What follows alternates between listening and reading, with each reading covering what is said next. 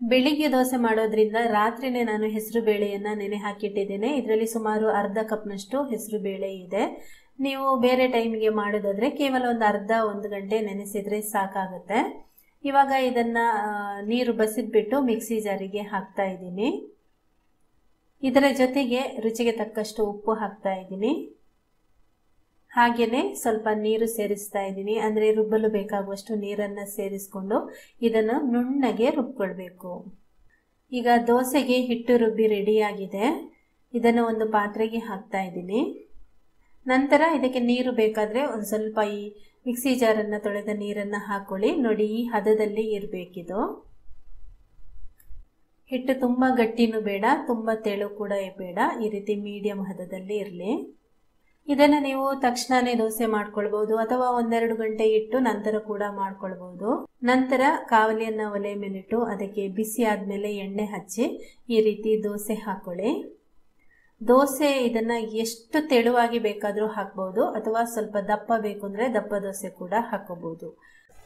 ದೋಸೆ ಹಾಕಿದ ಮೇಲೆ ಮೇಲ್ಗಡೆ ಈ ರೀತಿ ಸ್ವಲ್ಪ ಕ್ಯಾರೆಟ್ ತುರಿ, ಹಾಗೆಯೇ ಕೊತ್ತಂಬರಿ ಸೊಪ್ಪು, ಸಣ್ಣಗೆ ಹೆಚ್ಚಿದ ಈರುಳ್ಳಿ, ಸ್ವಲ್ಪ ತೆಂಗಿನ ತುರಿ ಮತ್ತು ಹಸಿಮೆಣಸಿನಕಾಯಿ ಬೇಕಾದರೆ ಹಸಿಮೆಣಸಿನಕಾಯಿ, ಶುಂಠಿ ಚೂರುಗಳನ್ನು ನೀವು ಬೇಕಾದರೆ ಹಾಕ್ಬೋದು. ನಂತರ ಮುಚ್ಚಳ ಮುಚ್ಚಿಟ್ಟು 2 ಕಡೆ ಇದನ್ನು ಬೇಯಿಸ್ಕೊಳ್ಳಿ.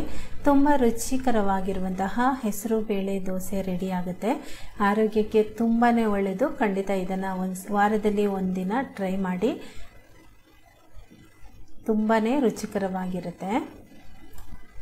ಇದು 2ನೇ ರೆಸಿಪಿ. ಮಸಾಲೆ ಕಡುಬು ಮಾಡೋದಕ್ಕೆ 2 ಕಪ್ನಷ್ಟು ದೋಸೆ ಅಕ್ಕಿಯನ್ನು ಹಿಂದಿನ ರಾತ್ರಿಯೇ ನೀರಿನಲ್ಲಿ ನೆನೆ ಹಾಕಿಟ್ಟಿದ್ದೇನೆ. ನೀವು ಬೇರೆ ಟೈಮಿಗೆ ಮಾಡೋದಾದರೆ 1-2 ಗಂಟೆ ನೆನೆಸಿಟ್ರೆ ಸಾಕು. ಈಗ ಅಕ್ಕಿಯನ್ನು ಚೆನ್ನಾಗಿ ತೊಳೆದು ಈಗ ಇದರ ನೀರು ಬಸಿದು ಮಿಕ್ಸಿ ಜಾರಿಗೆ ಹಾಕ್ತಾ ಇದ್ದೇನೆ. ನಂತರ ಇದಕ್ಕೆ ರುಚಿಗೆ ತಕ್ಕಷ್ಟು ಉಪ್ಪು ಹಾಕಿ ಸ್ವಲ್ಪ ನೀರನ್ನು ಸೇರಿಸಿ ಇದನ್ನು ತರಿತರಿಯಾಗಿ ರುಬ್ಕೊಳ್ಬೇಕು. ತುಂಬ ನೈಸಾಗಿ ರುಬ್ಕೋಬಾರ್ದು. ನೋಡಿ, ಈ ರೀತಿ ಸಣ್ಣ ರವೆ ರೀತಿ ರುಬ್ಕೋಬೇಕು. ಈ ಥರ ರುಬ್ಬಿ ರೆಡಿ ಮಾಡ್ಕೊಂಡಿದ್ದೀನಿ. ಈಗ ಒಂದು ದಪ್ಪ ತಳದ ಬಾಣಲೆಯನ್ನು ಒಲೆ ಮೇಲಿಟ್ಟು ಅದಕ್ಕೆ 3 ಸ್ಪೂನ್ನಷ್ಟು ಎಣ್ಣೆ ಹಾಕಿ, ಎಣ್ಣೆ ಬಿಸಿ ಆದಮೇಲೆ ಅರ್ಧ ಟೀ ಚಮಚ ಸಾಸಿವೆ ಹಾಕಿ, ಸಾಸಿವೆ ಚಟಪಟ ಅಂತ ಆಗಬೇಕು. ಆವಾಗ 1 ಟೀ ಚಮಚ ಕಡಲೆಬೇಳೆ, 1 ಟೀ ಚಮಚ ಉದ್ದಿನಬೇಳೆ ಹಾಕಿ ಅದನ್ನು ಒಂದು ಸ್ವಲ್ಪ ಫ್ರೈ ಮಾಡ್ಕೊಳ್ಳಿ. ನಂತರ ಒಂದು 4 ಒಣಮೆಣಸಿನಕಾಯಿಯನ್ನು ಸಣ್ಣ ತುಂಡು ಮಾಡಿ ಹಾಕಿ ಎಲ್ಲವೂ ಕೂಡ ಚೆನ್ನಾಗಿ ರೋಸ್ಟ್ ಆಗೋ ತನಕ ಫ್ರೈ ಮಾಡ್ಕೊಳ್ಳಿ. ಚೆನ್ನಾಗಿ ಅದು ರೋಸ್ಟ್ ಆಗಬೇಕು, ಆದರೆ ಕಲರ್ ಜಾಸ್ತಿ ಚೇಂಜ್ ಆಗಬಾರ್ದು, ಕಪ್ಪಗಾಗಬಾರ್ದು. ಇವಾಗ ಇದು ಆಗಿದೆ ನೋಡಿ. ಈಗ ಇದಕ್ಕೆ ಅದೇ ಕಪ್ನಲ್ಲಿ 1.5 ಕಪ್ನಷ್ಟು ನೀರು ಹಾಕ್ತಾ ಇದ್ದೀನಿ. ಈ ನೀರು ಈಗ ಚೆನ್ನಾಗಿ ಕುದಿ ಬರಬೇಕು. ನೀರೀಗ ಚೆನ್ನಾಗಿ ಕುದಿ ಬರ್ತಾ ಇದೆ ನೋಡಿ. ಇವಾಗ ಇದಕ್ಕೆ ನಾನು ರುಬ್ಬಿದ ಅಕ್ಕಿ ಹಿಟ್ಟನ್ನು ಹಾಕ್ತಾ ಇದ್ದೀನಿ. ನಂತರ ಇದಕ್ಕೆ ಒಂದು ಅರ್ಧ ಕಪ್ನಷ್ಟು ತೆಂಗಿನ ತುರಿ ಹಾಕ್ತಾ ಇದ್ದೀನಿ. ಬೇಕಾದರೆ ನೀವು ಜಾಸ್ತಿ ಕೂಡ ಹಾಕ್ಬೋದು. ತೆಂಗಿನ ತುರಿ ಜಾಸ್ತಿ ಹಾಕಿದಷ್ಟು ರುಚಿ ಚೆನ್ನಾಗಿರುತ್ತೆ. ಆಮೇಲೆ ಸೌಟಲ್ಲಿ ಈ ರೀತಿ ಇದನ್ನು ತಿರುಗಿಸ್ತಾನೆ ಇರಬೇಕು. ಇದು ಗಟ್ಟಿ ಆಗ್ತಾ ಬರುತ್ತೆ. ನಮಗೆ ಕಡುಬು ಉಂಡೆ ಕಟ್ಟುವ ಹದಕ್ಕೆ ಇದು ಬರಬೇಕು. ಹೈ ಫ್ಲೇಮ್ನಲ್ಲೇ ತಿರುಗಿಸ್ತಾ ಇರಿ, ಬೇಗನೆ ಇದು ಗಟ್ಟಿಯಾಗಿಬಿಡುತ್ತೆ. ಸುಮಾರು 2-3 ನಿಮಿಷ ಈ ರೀತಿ ಸೌಟಲ್ಲಿ ತಿರುಗಿಸ್ತಾ ಇದ್ದರೆ ಇದು ಗಟ್ಟಿಯಾಗಿಬಿಡುತ್ತೆ. ಇಷ್ಟಾದರೆ ಸಾಕು. ಸ್ಟವ್ ಆಫ್ ಮಾಡ್ತಾ ಇದ್ದೀನಿ. ಸ್ವಲ್ಪ ಬಿಸಿ ಆರಿದ ಮೇಲೆ ಸೌಟಲ್ಲಿ ಈ ರೀತಿ ಚೆನ್ನಾಗಿ ಒಂದು ಸರ್ತಿ ಕಲಸ್ಕೊಳ್ಳಿ. ನಂತರ ನಿಮಗೆ ಬೇಕಾದ ಸೈಜ್ಗೆ ಉಂಡೆಗಳನ್ನು ಮಾಡ್ಕೊಳ್ಳಿ. ಸಾಧಾರಣ ಬಿಸಿ ಇರುವಾಗಲೇ ಉಂಡೆ ಕಟ್ಟಬೇಕು. ಆಗ ಉಂಡೆ ಕಟ್ಟಲಿಕ್ಕೆ ನಮಗೆ ತುಂಬ ಸುಲಭವಾಗುತ್ತೆ, ತುಂಬ ತಣ್ಣಗಾದ್ಮೇಲೆ ಅಲ್ಲ. ಈಗ ಎಲ್ಲ ಉಂಡೆ ರೆಡಿ ಆಗಿದೆ. ಇಡ್ಲಿ ಪಾತ್ರೆಗೆ ನೀರು ಹಾಕಿ ನೀರು ಚೆನ್ನಾಗಿ ಕುದೀತಾ ಇದೆ. ಈಗ ಎಲ್ಲ ಕಡುಬುಗಳನ್ನು ಇದರಲ್ಲಿ ಇಟ್ಟು ಮುಚ್ಚಳ ಮುಚ್ಚಿ ಹೈ ಫ್ಲೇಮ್ನಲ್ಲಿ 20 ನಿಮಿಷ ಬೇಯಿಸ್ಕೊಳ್ಳಿ. ಒಂದು 10 ನಿಮಿಷ ಹೈ ಫ್ಲೇಮ್ನಲ್ಲಿಟ್ಟು ಆನಂತರ ನೀವು ಬೇಕಾದರೆ ಒಂದು ಸ್ವಲ್ಪ ಲೋ ಫ್ಲೇಮ್ ಮಾಡ್ಕೊಳ್ಬಹುದು. 20 ನಿಮಿಷದ ನಂತರ ಸೂಪರ್ ಆಗಿರುವಂತಹ ಕಡುಬು ರೆಡಿಯಾಗಿರುತ್ತೆ. ಒಳ್ಳೆ ಘಮಘಮ ಅಂತಿರುತ್ತೆ ಮಸಾಲೆ ಎಲ್ಲ ಹಾಕಿರೋದ್ರಿಂದ. ಹಾಗೆಯೇ ಸೂಪರ್ ರುಚಿ ಇರುತ್ತೆ. ಇದನ್ನು ನೀವು ಕಾಯಿ ಚಟ್ನಿ, ಸಾಂಬಾರ್ ಜೊತೆ ತಿನ್ಬೋದು. ತುಂಬಾ ಚೆನ್ನಾಗಿರುತ್ತೆ. ವಾರದಲ್ಲಿ 1 ದಿನ ಆದರೂ ಈ ರೀತಿಯ ಹಬೆಯಲ್ಲಿ ಮಾಡಿರುವಂತಹ ತಿಂಡಿಗಳನ್ನು ಮಾಡ್ಕೊಳ್ಳಿ. ಈಗ ಈರುಳ್ಳಿ ದೋಸೆ ಮಾಡುವ ವಿಧಾನ ನೋಡೋಣ. ಇದಕ್ಕೆ ಅರ್ಧ ಕಪ್ನಷ್ಟು ಉದ್ದಿನ ಬೇಳೆಯನ್ನು ಒಂದು ಪಾತ್ರೆಗೆ ಹಾಕ್ತಾ ಇದ್ದೀನಿ. ಹಾಗೆಯೇ 2 ಟೇಬಲ್ ಸ್ಪೂನ್ನಷ್ಟು ಮೆಂತ್ಯ ಹಾಕ್ತಾ ಇದ್ದೀನಿ. ಇನ್ನೊಂದು ಪಾತ್ರೆಗೆ 2 ಕಪ್ನಷ್ಟು ದೋಸೆ ಅಕ್ಕಿಯನ್ನು ಹಾಕ್ತಾ ಇದ್ದೀನಿ, ಅಥವಾ ನೀವು ಇಡ್ಲಿ ಅಕ್ಕಿ ಕೂಡ ಇದಕ್ಕೆ ಹಾಕೋಬಹುದು. ಇವೆರಡನ್ನು ಚೆನ್ನಾಗಿ ತೊಳೆದು ಎರಡಕ್ಕೂ ನೀರು ಹಾಕಿ ಸುಮಾರು 5 ಗಂಟೆಗಳ ಕಾಲ ನೆನೆಯಲಿಕ್ಕೆ ಬಿಡಬೇಕು. 5 ಗಂಟೆ ನಂತರ ಉದ್ದಿನಬೇಳೆ ಮತ್ತು ಮೆಂತ್ಯ ಚೆನ್ನಾಗಿ ನೆಂದಿದೆ, ತೋರಿಸ್ತಾ ಇದ್ದೀನಿ. ಉದ್ದಿನಬೇಳೆ ಮತ್ತು ಮೆಂತ್ಯವನ್ನು ಫಸ್ಟ್ ನಾವು ರುಬ್ಕೊಳ್ಳೋದು. ಮಿಕ್ಸಿ ಜಾರಿಗೆ ಹಾಕೊಳ್ತಾ ಇದ್ದೀನಿ. ಸ್ವಲ್ಪ ನೀರು ಸೇರಿಸಿ ಇದನ್ನು ನುಣ್ಣಗೆ ರುಬ್ಬಿಕೊಳ್ಳಿ. ಈಗ ರುಬ್ಬಿ ರೆಡಿ ಆಗಿದೆ, ನೋಡ್ಬೋದು ನೀವಿಲ್ಲಿ. ಈ ರೀತಿ ಗುಳ್ಳೆ ಬರೋ ತನಕ ರುಬ್ಕೊಳ್ಬೇಕು. ಇದನ್ನು ಒಂದು ಪಾತ್ರೆಗೆ ಈಗ ಹಾಕೊಳ್ತಾ ಇದ್ದೀನಿ. ನಂತರ ಅಕ್ಕಿ ಕೂಡ ಚೆನ್ನಾಗಿ ನೆಂದಿದೆಯಲ್ವಾ, ಇದನ್ನು ಕೂಡ ಅದೇ ಮಿಕ್ಸಿ ಜಾರಿಗೆ ಹಾಕಿಬಿಟ್ಟು ನುಣ್ಣಗೆ ರುಬ್ಕೊಳ್ತಾ ಇದ್ದೀನಿ. ರುಚಿಗೆ ತಕ್ಕಷ್ಟು ಇಲ್ಲಿ ಉಪ್ಪು ಕೂಡ ಹಾಕೊಳ್ತಾ ಇದ್ದೀನಿ ನಾನು ಈಗಲೇ. ನೀವು ಬೇಕಾದರೆ ಮಾರನೇ ದಿನ ಕೂಡ ಹಾಕೋಬಹುದು. ಇದನ್ನು ಕೂಡ ನುಣ್ಣಗೆ ಈ ರೀತಿ ರುಬ್ಬಿ ಆಗಿದೆ. ಉದ್ದಿನಬೇಳೆ ಇರುವಂತಹ ಪಾತ್ರಕ್ಕೆ ಇದನ್ನು ಸೇರಿಸ್ಕೊಳ್ತಾ ಇದ್ದೀನಿ. ನಂತರ ಒಂದು 2 ನಿಮಿಷ ಚೆನ್ನಾಗಿ ಕೈಯಲ್ಲಿ ಈ ರೀತಿ ಮಿಕ್ಸ್ ಮಾಡ್ಕೊಳ್ಬೇಕು. ಎರಡು ಕೂಡ ಚೆನ್ನಾಗಿ ಹೊಂದ್ಕೊಳ್ಬೇಕು. ಹಾಗೆಯೇ ಚೆನ್ನಾಗಿ ಹುದುಗ್ ಬರುತ್ತೆ ಈ ರೀತಿ ನೀವು ಮಾಡೋದ್ರಿಂದ. ನೋಡಿ, ಹಿಟ್ಟಿನ ಹದ ಸ್ವಲ್ಪ ಈ ರೀತಿ ದಪ್ಪವಾಗಿ ಇಟ್ಟಿದ್ದೀನಿ. ಈರುಳ್ಳಿ ಎಲ್ಲ ಹಾಕುವಾಗ ಅದು ಕರೆಕ್ಟ್ ಆಗುತ್ತೆ ಹದ, ಅದಕ್ಕೋಸ್ಕರ. ಇದನ್ನು 8 ರಿಂದ 10 ಗಂಟೆಗಳ ಕಾಲ ಫರ್ಮೆಂಟ್ ಆಗಲಿಕ್ಕೆ ಬಿಡಬೇಕು. ಈಗ ನೆಕ್ಸ್ಟ್ ಡೇ ನಿಮಗೆ ತೋರಿಸ್ತಾ ಇದ್ದೀನಿ. ಚೆನ್ನಾಗಿ ಹುದುಗ್ ಬಂದಿದೆ, ನೋಡ್ಬೋದು. ನೋಡಿ, ಹಿಟ್ಟು ಕೂಡ ದಪ್ಪ ಆಗಿ ಬಂದಿದೆ. ಇದು ಈರುಳ್ಳಿ ದೋಸೆ ಆಗಿರೋದ್ರಿಂದ ಹಿಟ್ಟು ಇಷ್ಟೇ ದಪ್ಪ ಇಡ್ತಾ ಇದ್ದೀನಿ. ಮಾಮೂಲು ದೋಸೆ ನೀವು ಮಾಡೋದಾದ್ರೆ ಹಿಟ್ಟಿಗೆ ಒಂದು ಸ್ವಲ್ಪ ನೀರು ಹಾಕಿ ಇದಕ್ಕಿಂತ ಒಂದು ಸ್ವಲ್ಪ ತೆಳ್ಳಗೆ ಮಾಡ್ಕೊಳ್ಬೇಕಾಗುತ್ತೆ. ಈಗ ಒಂದು ಒಗ್ಗರಣೆ ರೆಡಿ ಮಾಡ್ಕೊಳ್ಳೋಣ. ಒಲೆ ಮೇಲೆ ಒಗ್ಗರಣೆ ಪಾತ್ರೆ ಇಟ್ಟು ಅದರಲ್ಲಿ 3 ಸ್ಪೂನ್ನಷ್ಟು ಎಣ್ಣೆ ಹಾಕೊಂಡಿದ್ದೀನಿ. ಎಣ್ಣೆ ಬಿಸಿ ಆದ್ಮೇಲೆ ಸ್ವಲ್ಪ ಸಾಸಿವೆ ಚಟಪಟ ಅಂತ ಆದ್ಮೇಲೆ ಸ್ವಲ್ಪ ಜೀರಿಗೆ ಹಾಕೊಳ್ಳಿ. ನಂತರ ಒಂದು 2 ಹಸಿಮೆಣಸಿನಕಾಯಿಯನ್ನ ಸಣ್ಣಗೆ ಹೆಚ್ಚಿ ಹಾಕೊಂಡಿದ್ದೀನಿ. ಇಷ್ಟ ಆದ್ರೆ ಸಾಕು, ಜಾಸ್ತಿ ಇದು ಫ್ರೈ ಮಾಡೋದೇನು ಬೇಡ. ಸ್ವಲ್ಪ ಇದರ ಹಸಿ ಸ್ಮೆಲ್ ಹೋದ್ರೆ ಸಾಕು. ಈಗ ಈ ಹಿಟ್ಟಲ್ಲಿ ನಾನು ಸ್ವಲ್ಪ ತೆಗೆದಿಟ್ಕೊಂಡಿದ್ದೀನಿ. ನೋಡಿ, ನನಗೆ ಈಗ ಎಷ್ಟು ಬೇಕೋ ಅಷ್ಟು ಮಾತ್ರ ತೆಗೆದಿಟ್ಕೊಂಡಿದ್ದೀನಿ. ಇದಕ್ಕೆ ಈ ಒಗ್ಗರಣೆಯನ್ನು ಈಗ ಹಾಕೊಳ್ತಾ ಇದ್ದೀನಿ. ಇದಕ್ಕೆ ಈಗ 2 ಟೇಬಲ್ ಸ್ಪೂನ್ನಷ್ಟು ತೆಂಗಿನ ತುರಿ ಹಾಕೊಳ್ತಾ ಇದ್ದೀನಿ. ನಂತರ ಸ್ವಲ್ಪ ಸಣ್ಣಗೆ ಹೆಚ್ಚಿರುವಂತಹ ಕೊತ್ತಂಬರಿ ಸೊಪ್ಪು, ಆಮೇಲೆ ಒಂದು ದೊಡ್ಡ ಈರುಳ್ಳಿಯನ್ನು ಈ ರೀತಿ ಸಣ್ಣಗೆ ಹೆಚ್ಚಿ ಹಾಕೊಳ್ತಾ ಇದ್ದೀನಿ. ಚೆನ್ನಾಗಿ ಇದನ್ನು ಮಿಕ್ಸ್ ಮಾಡ್ಕೊಳ್ಳೋಣ. ನೀವು ಮಾಮೂಲಾಗಿ ಈರುಳ್ಳಿ ದೋಸೆ ಮಾಡಬೇಕಾದ್ರೆ ಫಸ್ಟ್ ದೋಸೆ ಹಾಕಿಬಿಟ್ಟು ಅದರ ಮೇಲ್ಗಡೆ ಈರುಳ್ಳಿಯನ್ನು ಹಾಕ್ತೀರಾ. ಆದರೆ ಈ ದೋಸೆ ಹಾಗಲ್ಲ, ಎಲ್ಲವನ್ನ ನಾವು ಅದಕ್ಕೇನೆ ಹಾಕಿಬಿಟ್ಟು ಚೆನ್ನಾಗಿ ಮಿಕ್ಸ್ ಮಾಡಿಬಿಟ್ಟು ದೋಸೆ ಮಾಡಿಕೊಂಡ್ರೆ ತುಂಬ ಅಂದರೆ ತುಂಬ ರುಚಿಯಾಗಿ ಬರುತ್ತೆ. ಖಂಡಿತ ನೀವು ಇದನ್ನು ಒಂದ್ಸರ್ತಿ ಟ್ರೈ ಮಾಡಿ. ಮನೆಯಲ್ಲಿ ಎಲ್ಲರೂ ತುಂಬ ಇಷ್ಟಪಡ್ತಾರೆ, ಅಷ್ಟು ಚೆನ್ನಾಗಿರುತ್ತೆ. ಈಗ ಇದು ಎಲ್ಲ ಮಿಕ್ಸ್ ಆಗಿದೆ. ದೋಸೆ ತವ ಎಲ್ಲ ರೆಡಿ ಮಾಡಿ ಇಟ್ಕೊಂಡಿದ್ದೀನಿ. ಅದಕ್ಕೆ ಈ ರೀತಿ 1 ಸೌಟಷ್ಟು ಹಿಟ್ಟನ್ನು ಹಾಕೊಳ್ಳಿ. ಆಮೇಲೆ ಈ ರೀತಿ ನಿಧಾನಕ್ಕೆ ಹರಡಿಕೊಳ್ಳಿ. ಇದರಲ್ಲಿ ಈರುಳ್ಳಿ ಜೊತೆಗೆ ಇರೋದ್ರಿಂದ ನೀವು ಈ ರೀತಿ ಹರಡುವಾಗ ಅದು ಕೈಯಲ್ಲಿ ಎದ್ದು ಬಂದಾಗೆ ಆಗುತ್ತೆ ಸೌಟಲ್ಲಿ. ಆದರೆ ನಿಧಾನಕ್ಕೆ ಈ ರೀತಿ ರೌಂಡ್ ಶೇಪ್ಗೆ ಮಾಡ್ಕೊಳ್ಳಿ. ತುಂಬ ತೆಳ್ಳಗೆ ಕೂಡ ನೀವು ಮಾಡ್ಕೊಳ್ಬೋದು, ತುಂಬ ಚೆನ್ನಾಗಿ ಆಗುತ್ತೆ, ಕ್ರಿಸ್ಪಿ ಆಗಿ ಬರುತ್ತೆ. ಮತ್ತೆ ಆ ಈರುಳ್ಳಿ ಗರಿ ಗರಿಯಾಗಿ ಬಂದಾಗ ತುಂಬಾನೇ ರುಚಿ ಇರುತ್ತಲ್ವಾ, ಹಾಗೆ ಆಗುತ್ತೆ. ಈಗ ಮುಚ್ಚಳ ಮುಚ್ಚಿಟ್ಟು ಅದನ್ನು ಬೇಯಿಸ್ಕೊಂಡಿದ್ದೀನಿ. ನಂತರ ಇದರ ಮೇಲ್ಗಡೆ ಸ್ವಲ್ಪ ಬೆಣ್ಣೆ ಹಾಕೊಳ್ಳಿ. ಬೆಣ್ಣೆ ನಿಮಗೆ ಇಷ್ಟ ಅಂದರೆ ಬೆಣ್ಣೆ ಹಾಕೊಳ್ಳಿ, ತುಂಬಾನೇ ರುಚಿಯಾಗಿರುತ್ತೆ. ಈಗ ಇದನ್ನು ತಿರುಗಿಸಿ ಹಾಕ್ತಾ ಇದ್ದೀನಿ. ಒಳ್ಳೆ ಕಲರ್ಫುಲ್ ಆಗಿ ದೋಸೆ ಬರುತ್ತೆ. ಇನ್ನೊಂದು ಸೈಡ್ ನೀವು ಈ ರೀತಿ ಸ್ವಲ್ಪ ಹೊತ್ತು ಬೇಯಿಸ್ಕೊಂಡು ತೆಗೆದು ನೋಡಿ, ತುಂಬ ಸ್ಪಾಂಜಿ ಆಗಿರುತ್ತೆ. ಹಾಗೆಯೇ ಗರಿ ಗರಿಯಾಗಿ ಬೇಕು ಅಂದರೆ ಇನ್ನೂ ಕೂಡ ನೀವು ತೆಳ್ಳಗೆ ಮಾಡಿಬಿಟ್ಟು ಬಿಸಿ ಬಿಸಿಯಾಗಿ ಈ ದೋಸೆಯನ್ನು ತಿನ್ನೋ ನೋಡಿ, ಅಬ್ಬಾ ಸಖತ್ ರುಚಿಯಾಗಿರುತ್ತೆ. ಖಂಡಿತ ನೀವು ಮನೇಲಿ ಟ್ರೈ ಮಾಡಿ. ಇದೇ ಥರ ರೆಸಿಪಿಗಳಿಗಾಗಿ ನಮ್ಮ ಚಾನಲ್ನ ಸಬ್ಸ್ಕ್ರೈಬ್ ಮಾಡ್ಕೊಳ್ಳಿ. ಸಿಂಪಲ್ ಆಗಿ ಮಾಡುವಂತಹ ಬಟಾಣಿ ರೈಸ್ಗೆ 1 ಕಪ್ನಷ್ಟು ಸೋನಾ ಮಸೂರಿಯನ್ನು 10 ನಿಮಿಷ ನೀರಿನಲ್ಲಿ ನೆನೆಸಿಟ್ಟಿದ್ದೇನೆ. ಹಾಗೆಯೇ ಒಣ ಬಟಾಣಿಯನ್ನು ಹಿಂದಿನ ರಾತ್ರಿನೇ ನೆನೆಸಿಟ್ಟಿದ್ದೇನೆ. ಹಸಿ ಬಟಾಣಿಗಿಂತ ಈ ಒಣ ಬಟಾಣಿ ಇದಕ್ಕೆ ತುಂಬ ರುಚಿ ಕೊಡುತ್ತೆ. ಈಗ ಕುಕ್ಕರಿಗೆ ಈ ಅಕ್ಕಿ ಮತ್ತು ಬಟಾಣಿಯನ್ನು ಎರಡನ್ನು ಒಟ್ಟಿಗೆ ಸೇರಿಸಿ ಬೇಯಿಸ್ಕೊಳ್ಬೇಕು. 1 ಕಪ್ ಅಕ್ಕಿಗೆ 2 ಕಪ್ನಂತೆ ನೀರು ಹಾಕ್ತಾ ಇದ್ದೀನಿ. ಹಾಗೆಯೇ ಇದರಲ್ಲಿ ಬಟಾಣಿ ಇರೋದ್ರಿಂದ ಒಂದು 3 ಟೇಬಲ್ ಸ್ಪೂನ್ನಷ್ಟು ಜಾಸ್ತಿ ನೀರು ಹಾಕ್ತಾ ಇದ್ದೀನಿ. ನಂತರ ಇದಕ್ಕೆ ರುಚಿಗೆ ತಕ್ಕಷ್ಟು ಉಪ್ಪು, 1 ಸ್ಪೂನ್ನಷ್ಟು ಎಣ್ಣೆ ಹಾಕಿ 2 ವಿಷಲ್ ಬರುವಂತೆ ಬೇಯಿಸ್ಕೊಳ್ಳಿ, ಅಥವಾ ಅನ್ನ ಉದುರುದ್ರಾಗಿ ಬರುವಂತೆ ಬೇಯಿಸ್ಕೊಳ್ಳಿ. ಅಕ್ಕಿ ಮತ್ತು ಬಟಾಣಿ ಉದುರುದ್ರಾಗಿ ಚೆನ್ನಾಗಿ ಬೆಂದಿದೆ. ಈಗ ಬಾಣಲೆಯನ್ನು ಒಲೆ ಮೇಲಿಟ್ಟು ಅದಕ್ಕೆ 5 ಟೇಬಲ್ ಸ್ಪೂನ್ನಷ್ಟು ಎಣ್ಣೆ ಹಾಕಿದ್ದೀನಿ. ಎಣ್ಣೆ ಬಿಸಿ ಆದಮೇಲೆ ಅರ್ಧ ಟೀ ಚಮಚ ಸಾಸಿವೆ ಹಾಕಿ, ಸಾಸಿವೆ ಚಟಪಟ ಅಂತ ಆದಮೇಲೆ 1 ಟೀ ಚಮಚದಷ್ಟು ಉದ್ದಿನಬೇಳೆ, 1 ಟೀ ಚಮಚದಷ್ಟು ಕಡಲೆಬೇಳೆಯನ್ನು ಹಾಕ್ಕೊಂಡು ಇದನ್ನು ಸ್ವಲ್ಪ ಕೆಂಪಗಾಗುವಂತೆ ಫ್ರೈ ಮಾಡ್ಕೊಳ್ಳಿ.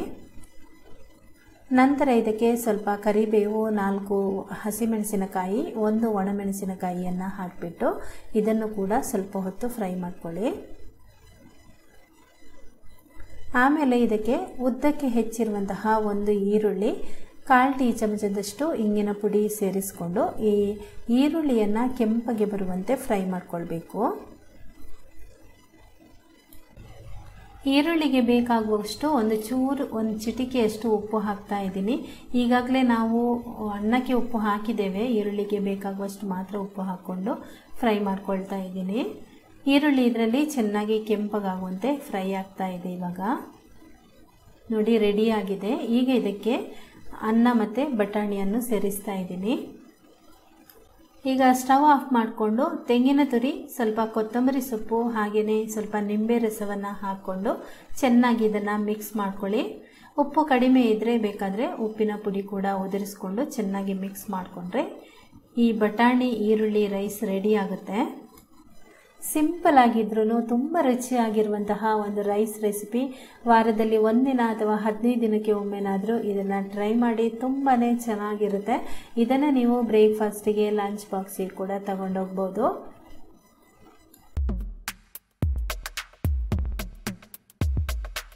%100% ಹೊಸ ರುಚಿ, ಸೂಪರ್ ರುಚಿಯುಳ್ಳ ನಿಂಬೆಹಣ್ಣಿನ ಚಿತ್ರಾನ್ನ ಮಾಡೋದು ಹೇಗೆ ಅಂತ ನೋಡೋಣ. ಈಗ ಮೊದಲಿಗೆ ಸಣ್ಣ ಮಿಕ್ಸಿ ಜಾರ್ ತಗೊಂಡು ಅದಕ್ಕೆ 2 ಹಸಿಮೆಣಸಿನಕಾಯಿ ಹಾಕೊಳ್ಳಿ. ನಂತರ ಅರ್ಧ ಕಪ್ನಷ್ಟು ತೆಂಗಿನ ತುರಿಯನ್ನು ಸೇರಿಸ್ಕೊಳ್ಳಿ. ಆಮೇಲೆ 3/4 ಇಂಚು ಗಾತ್ರದಷ್ಟು ಶುಂಠಿ, ನಂತರ 1 ಟೀ ಚಮಚದಷ್ಟು ಹಸಿ ಜೀರಿಗೆ, ಸ್ವಲ್ಪ ಕೊತ್ತಂಬರಿ ಸೊಪ್ಪನ್ನು ಹಾಕೊಂಡು ಸ್ವಲ್ಪ ನೀರು ಸೇರಿಸಿ ಇದನ್ನು ತರಿತರಿಯಾಗಿ ರುಬ್ಕೊಳ್ಳಿ. ಅಂದರೆ ಚಟ್ನಿ ರುಬ್ಬೋ ರೀತಿ ಸ್ವಲ್ಪ ತರಿತರಿಯಾಗಿ ಇರಬೇಕು ಮಾತ್ರ. ನೋಡಿ ಈ ರೀತಿ ರುಬ್ಕೊಳ್ಬೇಕು. ಇದನ್ನು ಒಂದು ಕಡೆ ಇಡ್ತಾ ಇದ್ದೀನಿ. ನಂತರ ಒಲೆ ಮೇಲೆ ಒಂದು ಬಾಣಲೆ ಇಟ್ಟು ಅದರಲ್ಲಿ 2 ಟೇಬಲ್ ಸ್ಪೂನ್ನಷ್ಟು ಎಣ್ಣೆ ಹಾಕಬೇಕು.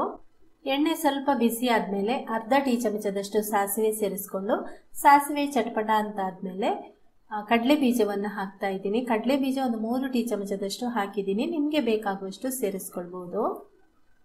ನಂತರ ಇದಕ್ಕೆ 1 ಟೀ ಚಮಚ ಕಡಲೆಬೇಳೆ, 1 ಟೀ ಚಮಚ ಉದ್ದಿನಬೇಳೆಯನ್ನು ಸೇರಿಸ್ಕೊಳ್ತಾ ಇದ್ದೀನಿ. 10-15 ಕಾಳು ಮೆಂತ್ಯ ಹಾಕ್ತಾ ಇದ್ದೀನಿ. ಮೆಂತ್ಯ ಒಗ್ಗರಣೆಗೆ ಹಾಕೋದ್ರಿಂದ ಫ್ಲೇವರ್ ತುಂಬ ಚೆನ್ನಾಗಿ ಬರುತ್ತೆ. ಈಗ ಇವೆಲ್ಲವನ್ನು ಚೆನ್ನಾಗಿ ರೋಸ್ಟ್ ಆಗಿ ಫ್ರೈ ಮಾಡ್ಕೊಳ್ಬೇಕು. ಕಡಲೆ ಬೀಜ ಎಲ್ಲ ರೋಸ್ಟ್ ಆಗಬೇಕು.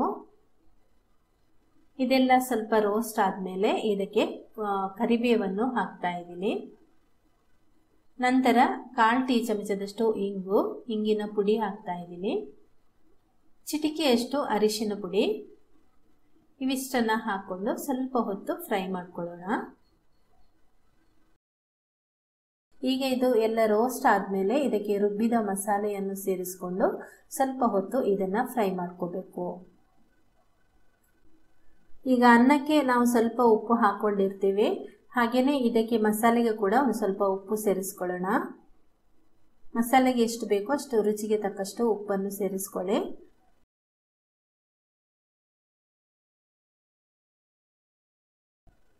ಈಗ ಮೀಡಿಯಂ ಊರಿನಲ್ಲಿ ಇದನ್ನೊಂದು 3-4 ನಿಮಿಷ ಚೆನ್ನಾಗಿ ಫ್ರೈ ಮಾಡ್ಕೋಬೇಕು. ಅದರ ಒಂದು ಎಣ್ಣೆ ಅಂಶ ಎಲ್ಲ ಮೇಲೆ ಬರುತ್ತೆ. ಇವಾಗ ನೋಡಿ ಇದು ಸ್ವಲ್ಪ ಡ್ರೈ ಆಗಿದೆ, ಹಾಗೆಯೇ ಎಣ್ಣೆ ಅಂಶ ಸ್ವಲ್ಪ ಮೇಲೆ ಬಂದಿದೆ, ನೀರಿನ ಅಂಶ ಎಲ್ಲ ಕಡಿಮೆ ಆಗಿದೆ. ಈಗ ಇದು ರೆಡಿ ಆಗಿದೆ. ಒಂದು ಅರ್ಧ ಕಪ್ ಅಕ್ಕಿಯ ಅನ್ನ ಮಾಡ್ಕೊಂಡಿದ್ದೀನಿ, ಅದನ್ನು ಇಲ್ಲಿ ಹಾಕ್ತಾ ಇದ್ದೀನಿ. ಉದುರುದ್ರಾಗಿ ಅನ್ನ ಮಾಡಿಕೊಂಡು ಇದಕ್ಕೆ ಹಾಕಿದರೆ, ಈಗ ಸ್ಟವ್ ಕೂಡ ಆಫ್ ಮಾಡಿದ್ದೀನಿ. ಲಾಸ್ಟಿಗೆ ಅನ್ನ ಹಾಕಿದ ಮೇಲೆ ನಿಂಬೆ ರಸ ಸೇರಿಸ್ಕೊಳ್ಳಿ. 1 ನಿಂಬೆ ಹಣ್ಣಿನ ರಸವನ್ನು ಹಾಕ್ತಾ ಇದ್ದೀನಿ, ಅಥವಾ ನಿಮ್ಮ ರುಚಿಗೆ ತಕ್ಕಂತೆ ನಿಂಬೆ ರಸವನ್ನು ನೀವು ಸೇರಿಸ್ಕೊಳ್ಬೋದು. ಲಾಸ್ಟಿಗೆ ಇದನ್ನು ಚೆನ್ನಾಗಿ ಮಿಕ್ಸ್ ಮಾಡ್ಕೊಳ್ಳಿ. ಮಸಾಲೆ ಎಲ್ಲ ಕಡೆಗೆ ಆಗುವಂತೆ ಚೆನ್ನಾಗಿ ಮಿಕ್ಸ್ ಮಾಡಿಕೊಂಡು ಉಪ್ಪಿನ ರುಚಿ ನೋಡ್ಕೊಳ್ಳಿ. ಆಮೇಲೆ ಉಪ್ಪು ನಿಂಬೆ ರಸ ಎಲ್ಲ ಕಮ್ಮಿ ಆದರೆ ಹಾಕ್ಕೊಳ್ಳಿ. ಈಗ ರುಚಿಯಾಗಿರುವಂತಹ ಈ ಒಂದು ನಿಂಬೆಹಣ್ಣಿನ ಚಿತ್ರಾನ್ನ ರೆಡಿ ಆಗಿದೆ. ತುಂಬಾ ಸೂಪರ್ ಆಗಿರುತ್ತೆ.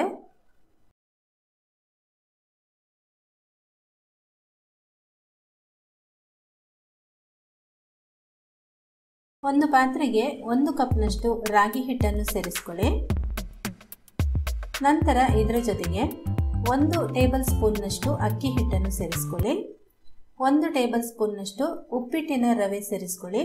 ಅಕ್ಕಿ ಹಿಟ್ಟು ಮತ್ತು ರವೆ ಸೇರಿಸೋದ್ರಿಂದ ದೋಸೆ ತುಂಬ ಗರಿಗರಿಯಾಗಿ ಬರುತ್ತೆ. ಅರ್ಧ ಟೀ ಚಮಚದಷ್ಟು ಜೀರಿಗೆ, 1 ಹಿಡಿಯಷ್ಟು ಸಣ್ಣಗೆ ಹೆಚ್ಚಿದ ಕೊತ್ತಂಬರಿ ಸೊಪ್ಪು, ಆಮೇಲೆ 1 ಕ್ಯಾರೆಟ್, 1 ಈರುಳ್ಳಿ ಇದನ್ನು ಸಣ್ಣಗೆ ಹೆಚ್ಚಿ ಹಾಕೋಬೇಕು. ಕ್ಯಾರೆಟನ್ನು ತುರಿದು ಹಾಕೊಂಡಿದ್ದೀನಿ. ನಂತರ ರುಚಿಗೆ ತಕ್ಕಷ್ಟು ಉಪ್ಪು, ಅರ್ಧ ಟೀ ಚಮಚ ರೆಡ್ ಚಿಲ್ಲಿ ಪೌಡರ್ ಅಥವಾ ಖಾರದ ಪುಡಿ. ಇದಕ್ಕೆ ಮೊದಲು 1 ಕಪ್ನಷ್ಟು ನೀರು ಹಾಕಿ ಚೆನ್ನಾಗಿ ಮಿಕ್ಸ್ ಮಾಡ್ಕೊಳ್ಳಿ.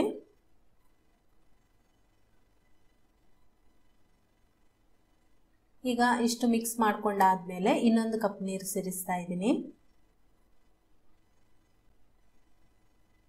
ಸ್ವಲ್ಪ ಸ್ವಲ್ಪನೇ ನೀರನ್ನು ಹಾಕ್ತಾ ಮಿಕ್ಸ್ ಮಾಡ್ಕೊಳ್ತಾ ಒಂದು ಹದಕ್ಕೆ ಇದನ್ನು ಮಾಡ್ಕೋಬೇಕು. ಒಂದೇ ಸಲಕ್ಕೆ ನೀರು ಹಾಕಿ ಮಿಕ್ಸ್ ಮಾಡ್ಕೊಳ್ಬೇಡಿ, ಸ್ವಲ್ಪ ನೀರಾಗಿ ಇರಬೇಕು ಅಷ್ಟೇ.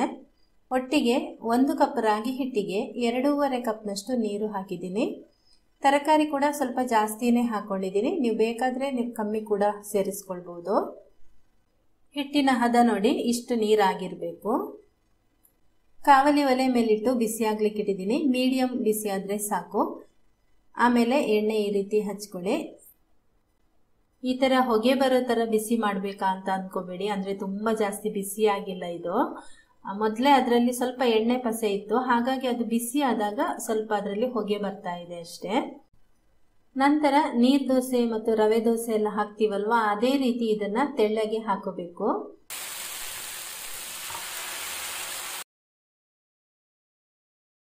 ಮೇಲ್ಗಡೆ ಒಂದು ಸ್ವಲ್ಪ ಎಣ್ಣೆ ಹಾಕೊಳ್ಳಿ ಬೇಕಾದರೆ, ಇಲ್ಲಾಂದರೆ ಹಾಕದೆ ಕೂಡ ಮಾಡ್ಕೋಬಹುದು. ಮೊದಲೇ ನಾವು ಎಣ್ಣೆ ಹಚ್ಚಿದೀವಲ್ವ, ಹಾಗಾಗಿ. ನಂತರ ಮುಚ್ಚಳ ಮುಚ್ಚಿಟ್ಟಿದ್ದನ್ನು ಗರಿಗರಿಯಾಗಿ ಬೇಯಿಸ್ಕೊಳ್ಳಿ. ಈಗ ಮುಚ್ಚಳ ತೆಗಿತಾ ಇದ್ದೀನಿ ನೋಡಿ, ತುಂಬಾನೇ ಗರಿಗರಿಯಾಗಿ ಬಂದಿದೆ. ಮುಚ್ಚಳ ಮುಚ್ಚಿ ನಿಧಾನ ಉರಿಯಲ್ಲಿ 1 ನಿಮಿಷ ಬೇಯಿಸಿದ್ರೆ ಈ ರೀತಿ ಗರಿಗರಿಯಾಗಿ ಬರುತ್ತೆ ದೋಸೆ. ಗರಿಗರಿಯಾಗಿ ಬೇಡ ಅಂತಿದ್ರೆ ಸ್ವಲ್ಪ ಬೇಗ ತೆಗೀರಿ, ಸಾಫ್ಟ್ ಆಗಿ ಇರುತ್ತೆ ದೋಸೆ. ಇದೇ ತರ ಎಲ್ಲ ದೋಸೆವನ್ನ ಮಾಡ್ಕೊಳ್ಳಿ. ತುಂಬಾ ಅಂದ್ರೆ ತುಂಬಾ ರುಚಿಯಾದ ಒಂದು ಆರೋಗ್ಯಕರವಾದ ರಾಗಿ ದೋಸೆ. ಒಂದು ಪಾತ್ರೆಗೆ ಅರ್ಧ ಕಪ್ನಷ್ಟು ಚಿರೋಟಿ ರವೆ ಹಾಕ್ತಾ ಇದ್ದೀನಿ. ನಂತರ ಅರ್ಧ ಕಪ್ನಷ್ಟು ಅಕ್ಕಿ ಹಿಟ್ಟನ್ನು ಸೇರಿಸ್ಕೊಳ್ತಾ ಇದ್ದೀನಿ. ಅಕ್ಕಿ ಹಿಟ್ಟು ಹಾಕೋದ್ರಿಂದ ದೋಸೆ ತುಂಬ ಗರಿಗರಿಯಾಗಿ ಬರುತ್ತೆ. ಆಮೇಲೆ 1 ಈರುಳ್ಳಿಯನ್ನು ಸಣ್ಣಗೆ ಹೆಚ್ಚಿ ಹಾಕ್ತಾ ಇದ್ದೀನಿ. ಇದಕ್ಕೆ ಅರ್ಧ ಟೀ ಚಮಚ ಜೀರಿಗೆ, 5-6 ಎಸಳು ಕರಿಬೇವನ್ನು ಸಣ್ಣಗೆ ಹೆಚ್ಚಿ ಹಾಕಿ, 1 ಹಸಿಮೆಣಸಿನಕಾಯಿಯನ್ನು ಸಣ್ಣಗೆ ಹೆಚ್ಚಿ ಹಾಕಬೇಕು. ಸಣ್ಣಗೆ ಹೆಚ್ಚಿದ 1/4 ಕಪ್ನಷ್ಟು ಕೊತ್ತಂಬರಿ ಸೊಪ್ಪು, ರುಚಿಗೆ ತಕ್ಕಷ್ಟು ಉಪ್ಪು. ನಾನಿಲ್ಲಿ 1/4 ಚಮಚಗಿಂತ ಸ್ವಲ್ಪ ಜಾಸ್ತಿ ಹಾಕಿದ್ದೀನಿ. 1 ಟೇಬಲ್ ಚಮಚದಷ್ಟು ತೆಂಗಿನ ತುರಿಯನ್ನು ಹಾಕ್ತಾ ಇದ್ದೀನಿ. ನಂತರ 1 ಕಪ್ನಷ್ಟು ನೀರು ಹಾಕ್ತಾ ಇದ್ದೀನಿ. ಮೊದಲು ಈ ನೀರು ಸೇರಿಸ್ಬಿಟ್ಟು ಚೆನ್ನಾಗಿ ಎಲ್ಲವನ್ನ ಮಿಕ್ಸ್ ಮಾಡ್ಕೊಳ್ಳೋಣ. ಎಲ್ಲ ಮಿಕ್ಸ್ ಮಾಡ್ಕೊಂಡಾದ್ಮೇಲೆ ಇದಕ್ಕೆ ಬೇಕಾಗುವಷ್ಟು ನೀರನ್ನು ಸೇರಿಸ್ಕೊಳ್ಬೇಕು. ಇದು ಸ್ವಲ್ಪ ತೆಳುವಾಗಿ ಬರಬೇಕು, ನೀರು ದೋಸೆ ರವೆ ದೋಸೆ ಥರ. ಆದರೆ ತುಂಬ ರವೆ ದೋಸೆ ಥರ ತುಂಬ ತೆಳು ಬೇಡ, ಒಂದು ಸ್ವಲ್ಪ ದಪ್ಪ ಇರಲಿ. ಇಲ್ಲಿ ನಾನು ನೀರು ಸುಮಾರು 3 ಕಪ್ನಷ್ಟು ಹಾಕಿದ್ದೀನಿ. 3 ಕಪ್ನಷ್ಟು ಹಾಕಿ ಚೆನ್ನಾಗಿ ಮಿಕ್ಸ್ ಮಾಡ್ಕೊಂಡಿದ್ದೀನಿ. ಅಂದರೆ ಇದು ದೋಸೆ ಮಾಡ್ತಾ ಇದ್ದಂಗೆ ನಿಮಗೆ ಅದು ಹಿಟ್ಟು ದಪ್ಪ ಇದೆ ಅಂತ ಅನಿಸಿದರೆ ಇನ್ನೂ ಕೂಡ ನೀವು ನೀರನ್ನು ಆ್ಯಡ್ ಮಾಡ್ಕೊಳ್ಬೋದು. ಈ ರೀತಿ ಇಷ್ಟು ತೆಳುವಾಗಿ ಮಾಡ್ಕೊಂಡಿದ್ದೀನಿ. ಮತ್ತೆ ಬೇಕು ಅಂತಂದರೆ ಮತ್ತೆ ಕೂಡ ನೀರು ಹಾಕೋಬೋದು. ಆಮೇಲೆ ಕಾವಲಿಯನ್ನು ಒಲೆಯ ಮೇಲಿಟ್ಟು ಚೆನ್ನಾಗಿ ಬಿಸಿ ಮಾಡ್ಕೊಂಡಿದ್ದೀನಿ. ಬಿಸಿ ಆದಮೇಲೆ ಅದಕ್ಕೆ ಈ ರೀತಿ ಸ್ವಲ್ಪ ಎಣ್ಣೆ ಹಚ್ಕೊಳ್ಬೇಕು. ನಂತರ 1 ಸೌಟಷ್ಟು ಹಿಟ್ಟನ್ನು ನೀರು ದೋಸೆ ಎಲ್ಲ ಹಾಕ್ತೀವಲ್ವ ಅಥವಾ ರವೆ ದೋಸೆ ಎಲ್ಲ ಹಾಕ್ತೀವಲ್ವ ಅದೇ ರೀತಿ ಹಾಕೋಬೇಕು. ನಂತರ ಮೇಲೆ ಸ್ವಲ್ಪ ಎಣ್ಣೆ ಹಾಕಿಬಿಟ್ಟು ಇದನ್ನು ಮುಚ್ಚಳ ಮುಚ್ಚಿ ನಿಧಾನ ಉರಿಯಲ್ಲಿ ರೋಸ್ಟ್ ಆಗೋ ಥರ ಬೇಯಿಸ್ಕೊಳ್ಳಿ. 1 ನಿಮಿಷ ಎಲ್ಲ ತಗೊಳುತ್ತೆ ಇದು ರೋಸ್ಟ್ ಆಗೋದಕ್ಕೆ. ನೋಡಿ ತುಂಬಾ ಕಲರ್ಫುಲ್ ಆಗಿ ರೋಸ್ಟ್ ಆಗಿ ಬಂದಿದೆ.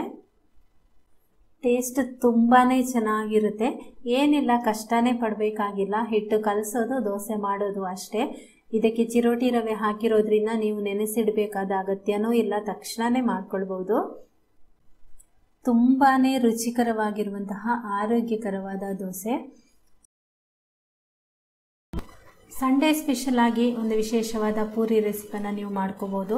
ಅದಕ್ಕೆ ಮಿಕ್ಸಿ ಜಾರಿಗೆ 4 ಎಸಳು ಬೆಳ್ಳುಳ್ಳಿ, ಹಾಗೆಯೇ ಒಂದು 4 ಹಸಿಮೆಣಸಿನಕಾಯಿ, 1 ಈರುಳ್ಳಿ, ಸ್ವಲ್ಪ ಕೊತ್ತಂಬರಿ ಸೊಪ್ಪನ್ನು ಹಾಕಿಬಿಟ್ಟು ಸ್ವಲ್ಪ ನೀರು ಸೇರಿಸಿ ಇದನ್ನು ನುಣ್ಣಗೆ ಪೇಸ್ಟ್ ಮಾಡ್ಕೊಂಡಿದ್ದೀನಿ. ನಂತರ ಒಂದು ಅಗಲವಾದ ತಟ್ಟಿಗೆ 1 ಕಪ್ನಷ್ಟು ಗೋಧಿ ಹಿಟ್ಟನ್ನು ಹಾಕ್ತಾ ಇದ್ದೀನಿ. ರುಚಿಗೆ ತಕ್ಕಷ್ಟು ಉಪ್ಪು, 1 ಸ್ಪೂನ್ನಷ್ಟು ಎಣ್ಣೆ ಹಾಕ್ತಾ ಇದ್ದೀನಿ. ಎಣ್ಣೆ ಉಪ್ಪು ಹಾಕಿದ ಮೇಲೆ ಒಂದು ಸರ್ತಿ ಚೆನ್ನಾಗಿ ಇದನ್ನು ಮಿಕ್ಸ್ ಮಾಡ್ಕೊಳ್ಳಿ. ನಂತರ ಇದಕ್ಕೆ ರುಬ್ಬಿದ ಮಸಾಲೆ ಪೇಸ್ಟನ್ನು ಸೇರಿಸ್ಕೊಂಡು ಈಗ ಇದನ್ನು ಚೆನ್ನಾಗಿ ಕಲಿಸ್ಕೊಳ್ಬೇಕು.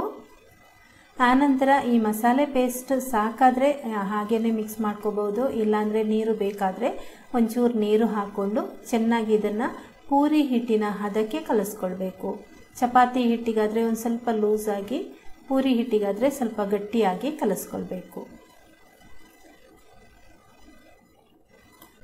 ಹಿಟ್ಟು ಕಲಸಿ ರೆಡಿಯಾಗಿದೆ. ನಂತರ ಇದನ್ನು ಸಣ್ಣ ಸಣ್ಣ ಉಂಡೆಗಳನ್ನು ಮಾಡ್ಕೊಳ್ಳಿ.